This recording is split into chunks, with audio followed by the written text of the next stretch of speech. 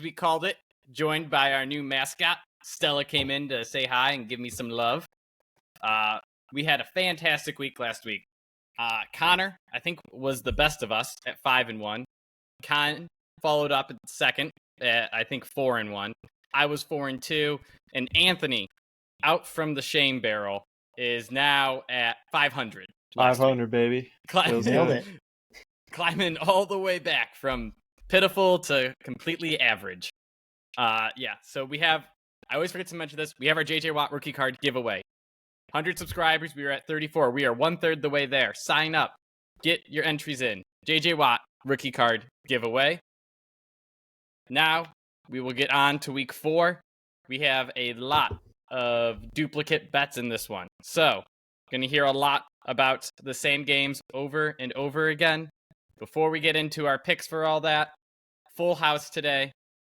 Connor, Crab's Legs, Lucas is here. He pulled off the Jameis Winston and was absolutely phenomenal. Eating his crab legs, making great picks. How you doing, Connor? And now Jameis Winston is playing. I spoke it into fruition. Technically, he's not ruled out yet, but yeah. I would also like to point out that Anthony and I, we don't care what the background of our place looks like because we're just in our element in chaos. It is not about what's behind you, but the words that come out of your mouth. It's about the games in front of you that you're picking. Exactly. Listen, Real all I'm saying metaphysical in is here. crab legs do not care where they are. They just care about being eaten. All right? They do not care. Speaking of what's behind us, do you guys like my addition of the Millennium Falcon on top of my helmet? I got that recently as a gift, and so I thought I'd work it in.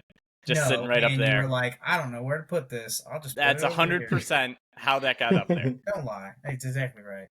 All right. Ken, off a hot week, how are you feeling? Good. 6-1 based off of depending who's counting, Phil. But no. Off a hot week, hit another one of these stupid bets Phil makes fun of me for. Same game parlays, and nope, definitely doing good. Excited for week 4. Worst 2 days of the week are Tuesday and Wednesday when we in between football weeks, man. All right, and Anthony, here's your face again. We're glad that you're back, but don't screw it up, so we have to kick you out again. I'll promise nothing. Out of the shadow realm.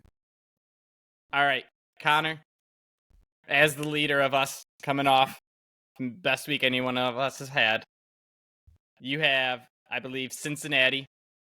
Me and Ken are tailing you on this. Why are you so high on the Joe Burrows after that very, very average performance they put up? So actually, this is the first time that I've probably ever picked Cincinnati and been like, this is not because of Joe Burrow or T. Higgins or Jamar Chase. I think that this is purely based off of Lou Anarumo. So if you watch that game, this is purely, I guess, the visual, the qualitative part of our work, which is just watching the games. And they manhandled. I think they had 6 or 7 sacks against the LA Rams on Monday Night Football. And let's be real here. Titans are not good at football right now. And I hate to say that because I think we've loved Mike Vrabel as a coach, but some of this is their offensive line is absolutely atrocious. And then also, Tannehill is not good at football anymore. In fact, I don't know if he ever was. We can debate that. But that based off of Trey Hendrickson, I think he had 2.5 sacks last night. Sam Hubbard. Lou Anarumo was blitzing like a maniac last night. And I would be willing to say that Tennessee Titans don't have this at all. This is total conjecture. Probably bottom half in terms of pass block win rate. Pass block win rate. Ken, wake up. Say it twice. Anyways, I'm just saying I do not see, even last night, a guy who is generally pretty decent at calling pass blocks and pass blocking protection, pass pro. Stafford was on his butt all night long. Tannehill is less than that, way worse, and that's even with Sean McVay calling plays. But guys, I don't know if you know this, but the offensive coordinator for the Titans is not Sean McVay. So plan on lots of. I think this is actually a defensive game, mostly because of that reason, but also because Joe Burrow isn't very mobile right now. They totally turned his entire offense into basically a 3-step passing game, which is not great. One-dimensional in the passing game is not good. Doesn't mean you're one-dimensional, period. It just means you're one-dimensional in the passing game. 3-step drop, not going under center, staying away from the line of scrimmage, out of hands quick, which is actually not good for our boy T, but sorry, guys.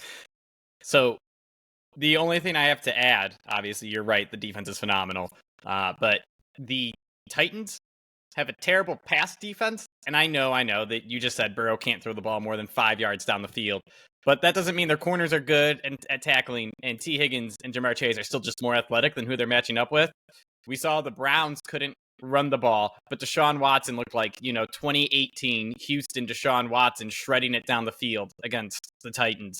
So I'm with you that, the Bengals don't really need to be that good offensively. You only need about 13 to 17 points to win this game.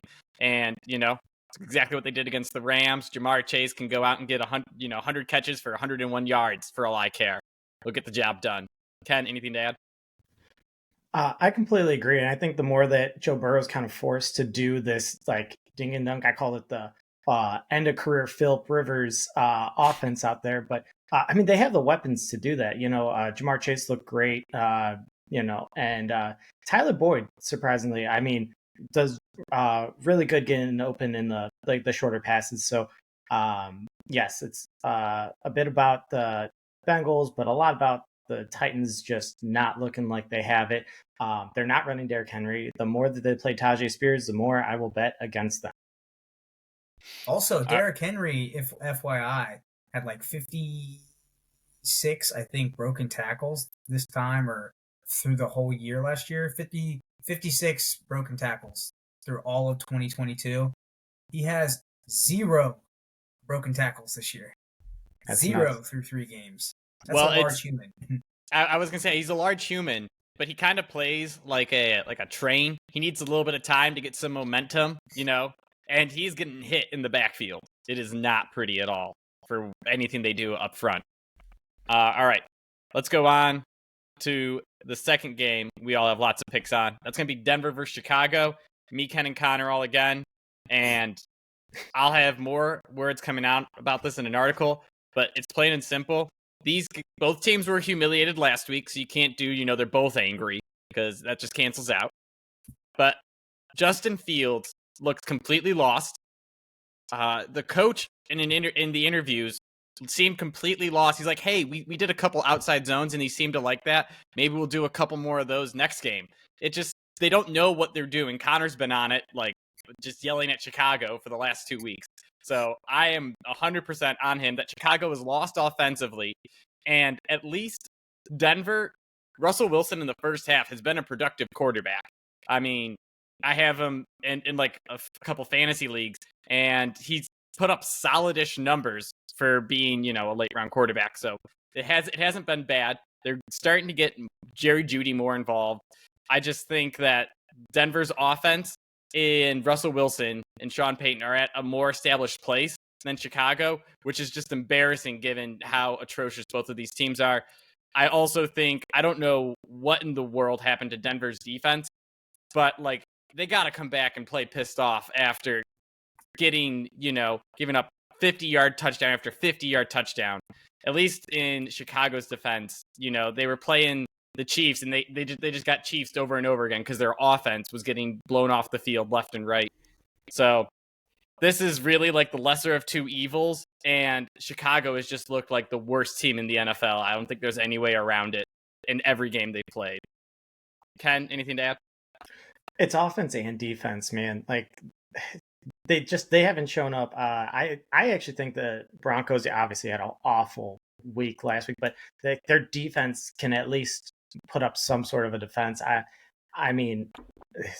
that team just looks lost. I mean, Justin Fields, he barely got yards in junk time. That DJ Moore touchdown, stops him from just walking off the field.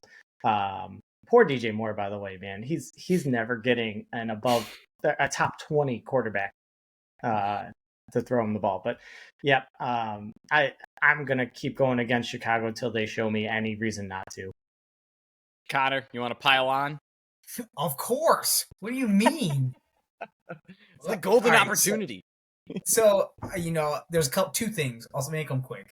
I think it is just absolutely a travesty that people who are first-time head coaches as defensive coaches, and then they basically handpick or go out and get an offensive coordinator that is a first-time offensive coordinator or some kind of promotion with the person who is supposed to be fixed, right?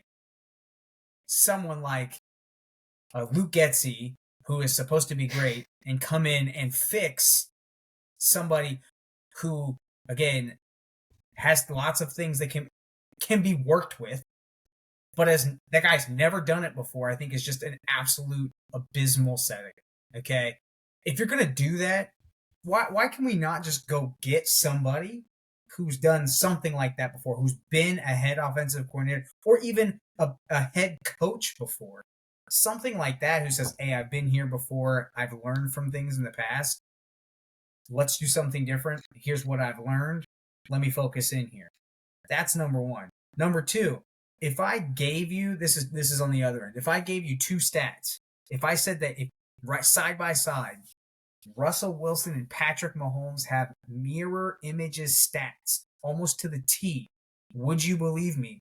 And the chances are you would say no, which tells me, hey, at least he's back to, he's probably not anywhere near old prime Russell Wilson, but he's back to fairly normal and a top 15 quarterback right now. That's purely the reason why I think Denver's going to take this 3.5. We're talking Russell Wilson, 99.5 rating. Patrick Mahomes, 99.5 rating. 800 yards passing. 6 TDs, 2 INT. That's Russell Wilson. Patrick Mahomes, 803, 7 TDs, 2 INTs. Mirror images. So, stats today. Stats. Boom. You gave some what was it, qualitative work on your last pick, and now stats coming at him from all angles, ready to go. That's why we pay you the big bucks. Those crab legs. Ken doesn't even know about stats. He's a doctor. Yeah. Idiot. Never had to deal with stat them. when someone's dying.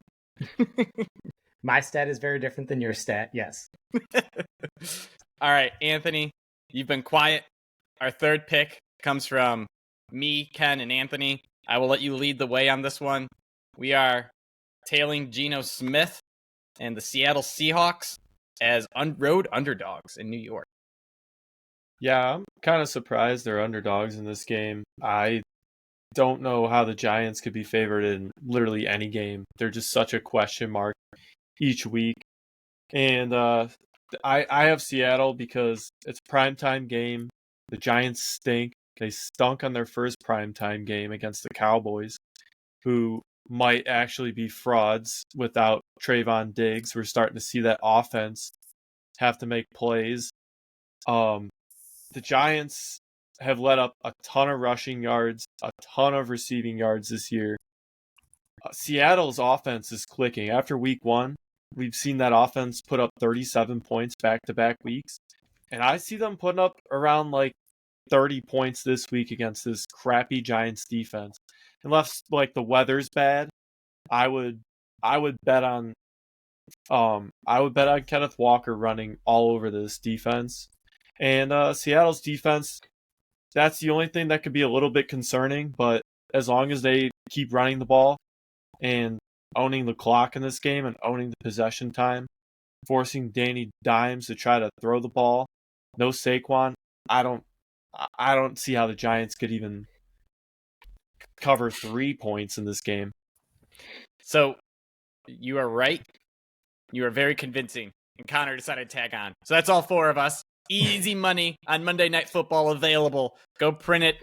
Free Take out money. a mortgage on your second mortgage on your house. I'm just kidding. Don't ever do that for this to bet. So, anyways, Unless you're we are betting all on on the board. Seahawks this week. We All right. called it. It's not responsible for any mortgages taken out in the house. Please bet responsibly.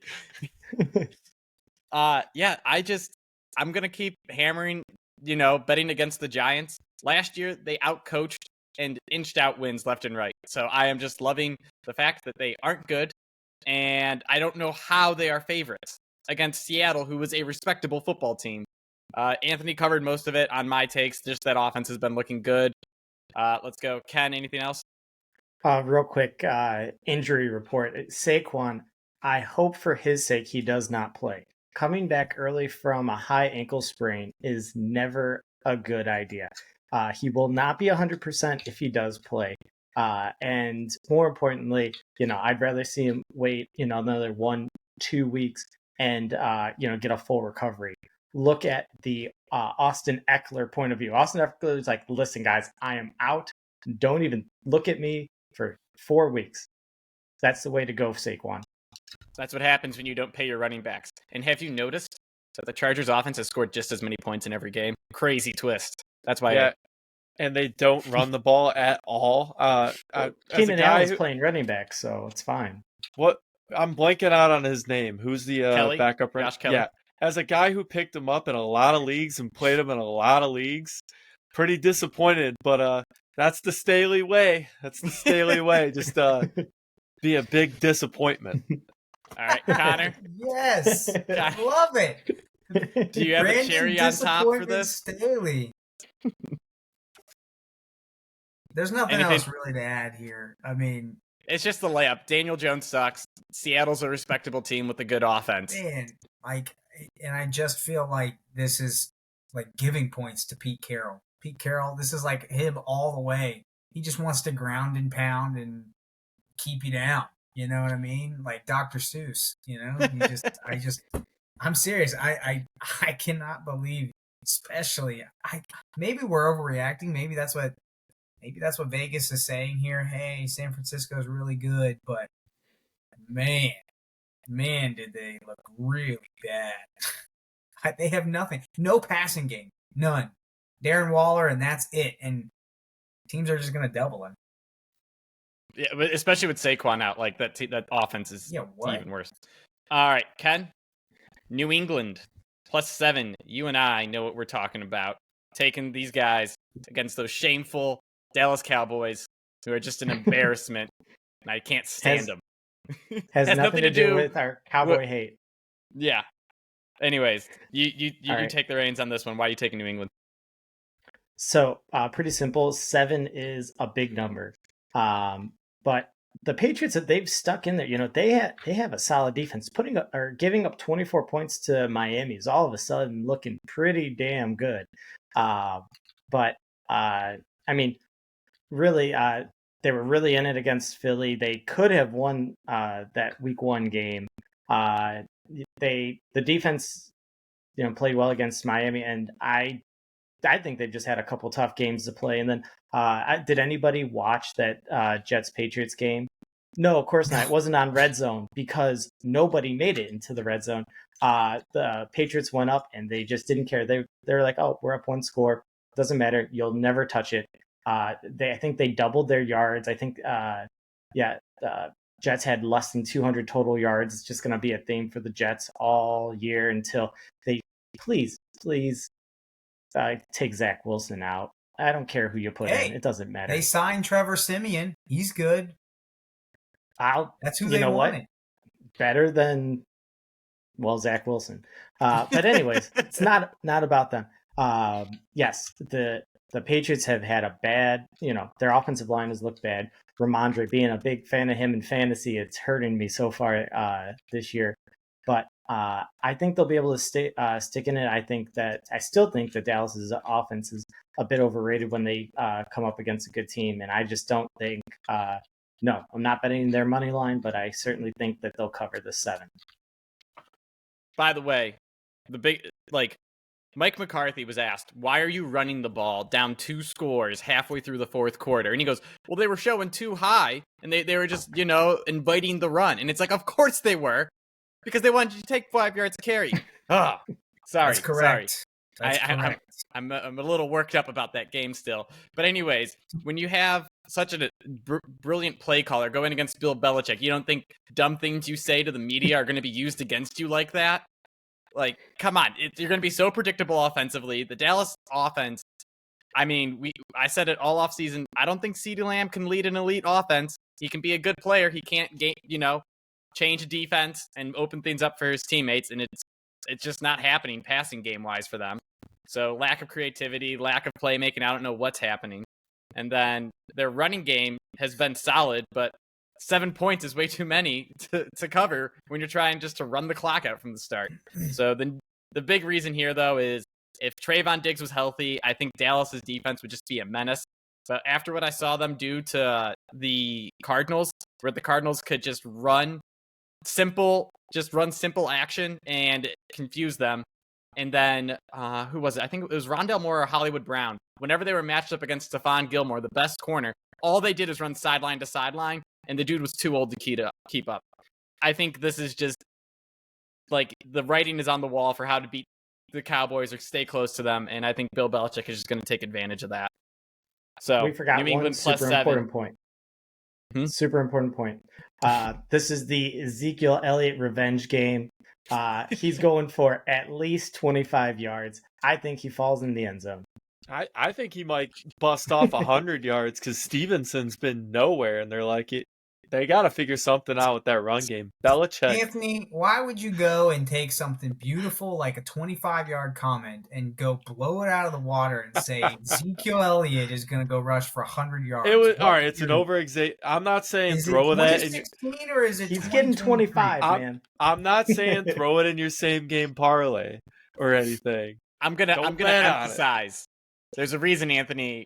We were happy he was 50% last week, and we Let's were Let's all go back to the killing. Shadow Realm. All right, let's go on. Connor, you are taking the 70-point champions again The this boat week. racers, the speed boats. Miami as underdogs heading into Buffalo. I have a question for you, Phil. So when you make like stats and you make lines, like if you were gonna make lines, like do you take like past games between two teams into account? Yes, Like, you would. Does Vegas do that?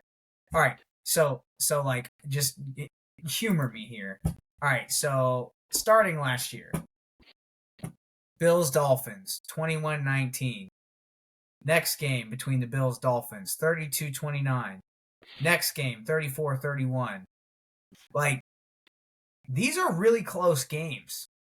So It's almost as if a field goal separates these two teams. it's crazy, and like I don't know. I just think that Miami getting 3 points is going to be the other side this time. Like so clearly these two teams know each other, but frankly, I don't trust Josh Allen yet. I think he's kind of got like I think he's more like I wouldn't say he's all the way like week 1 where he's just like chuck and duck.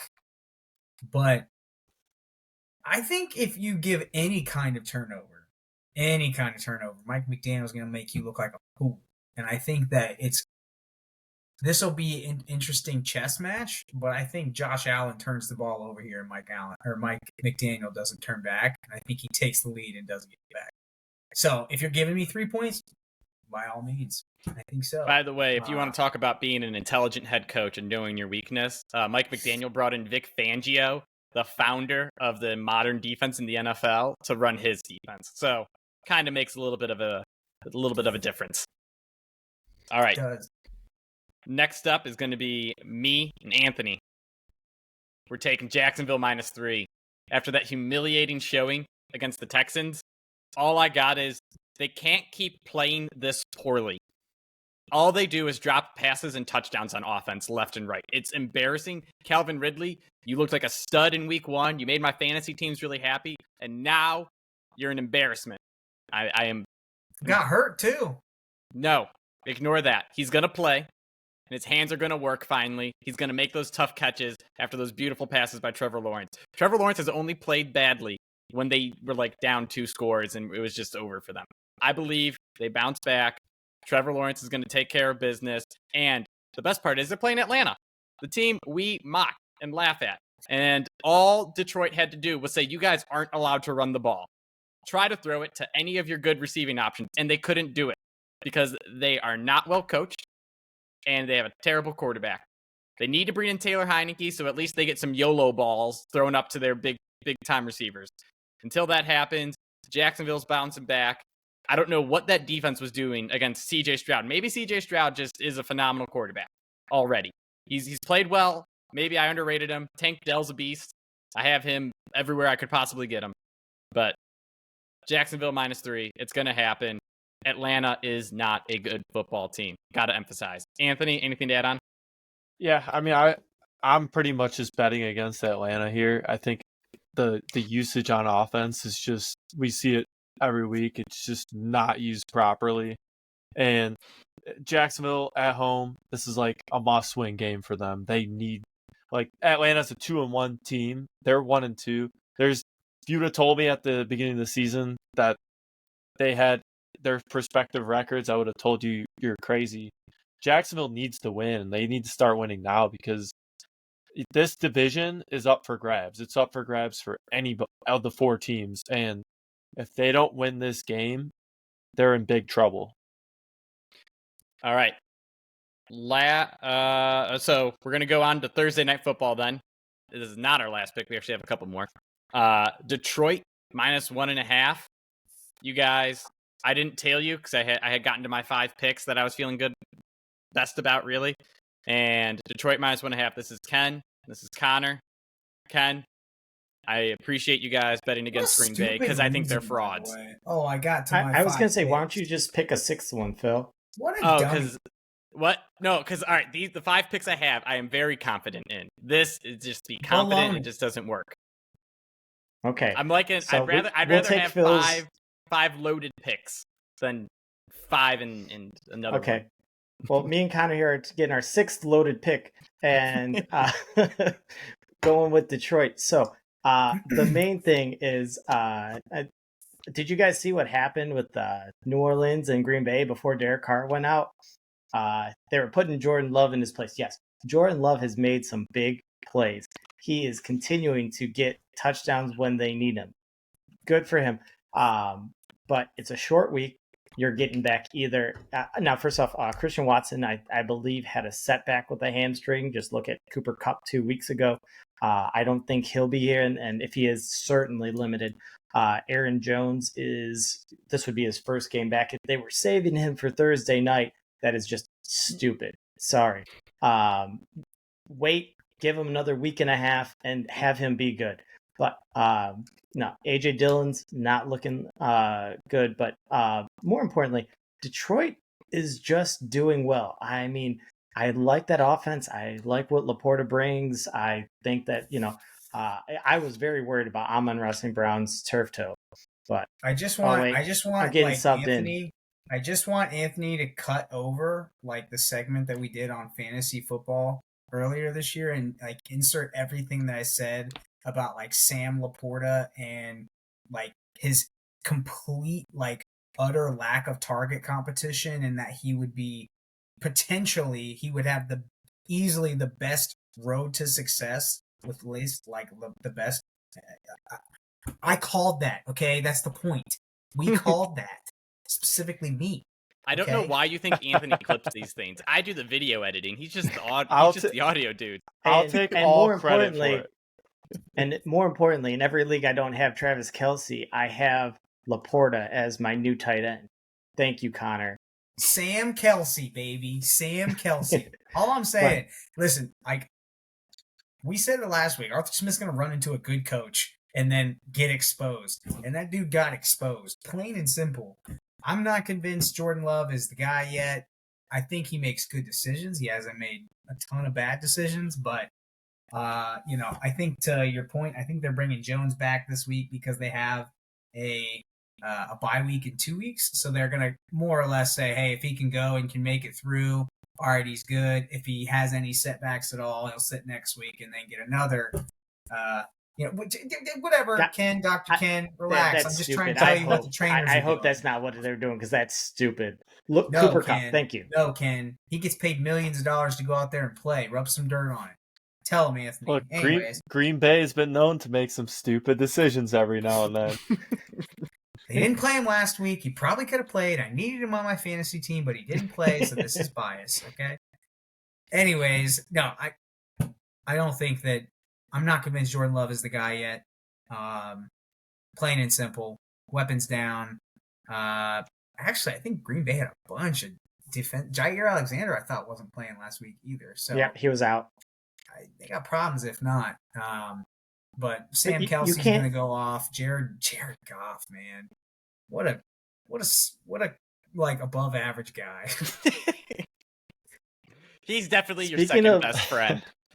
Like he's like, man, that guy is so like, man, good at being like above average. I don't even know how else to describe it. He's your best work friend. You never hang out with him after work. But you know what? I'm always happy he's sitting next to me in his cube. So, Speaking of almost average, David Montgomery is on track to play. That's big. Man, I got to tell you, hey, that's the best compliment you've ever given him. I mean, I told you he's nothing special. Like, he's a volume guy. Brian Robinson, Alexander Madison, they're all like same tier. AJ David Dillon. Montgomery AJ keeps Dillon. Jahmyr Gibbs safe by taking those hard runs. I'm still upset. Hey, man, let's just go get this super athlete and let's run him between the tackles because what else? That's Dan Campbell's Achilles heel. That's my one knock on Dan Campbell. What are you doing with Jahmyr Gibbs, man? All right. He's going to get more targets because I need him to start getting more targets. I will say my fantasy pick, Luke Musgrave. The dude literally runs behind defenses, and if Jordan Love could hit him, he would have like 2 60-yard touchdowns already this year. But Jordan Love doesn't throw it to him or doesn't complete the pass. Anyways, Luke Musgrave, Packers tight end. I don't know if it matters in this game, but he's going to be good. Anthony, this is going to be the last game we talk about in detail for spreads. You decided it was going to be Minnesota -3.5. Why do you trust Kirk Cousins to not pull a classic Kirk Cousins and blow this game? Because, all right, well, you guys might want to stay tuned before the game, see if that helmet's on the sideline. If he's got that helmet on the sideline before the game, you hammer this one. But no, in all seriousness, the Vikings, this is a must-win game for them, and the Panthers, they just stink. Like, they have too many young weapons on offense, and they don't want to win football games. It's apparent. They've had chances to, just they can't capitalize on it. Their defense lets up a lot of yards on the ground and in the air. I just see Justin Jefferson and Kirk Cousins getting a win here. They need a win. They're 0-3.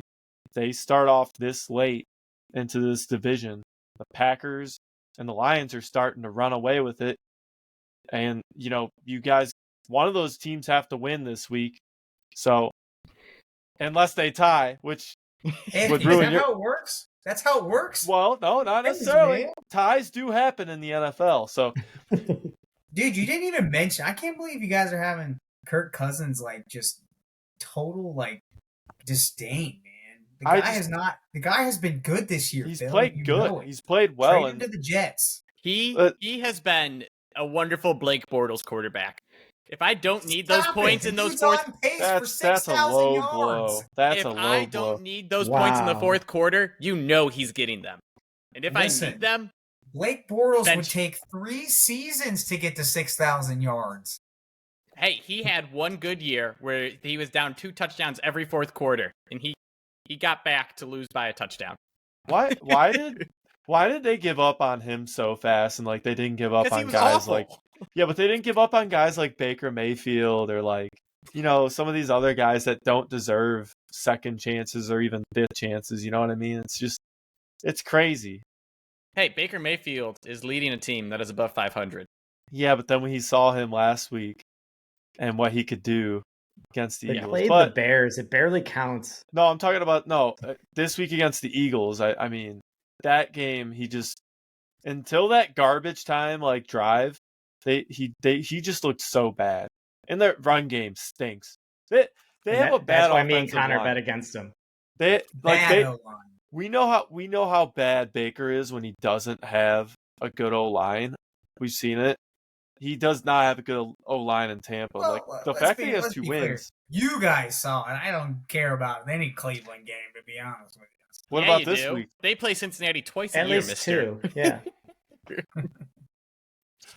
All right. Connor, I know you have 2 more totals. All right, Uh, I'll you make have- them quick. I was gonna say, yeah. Just say All right, one so- and then talk about the other one. Take us home. Dude, all right, so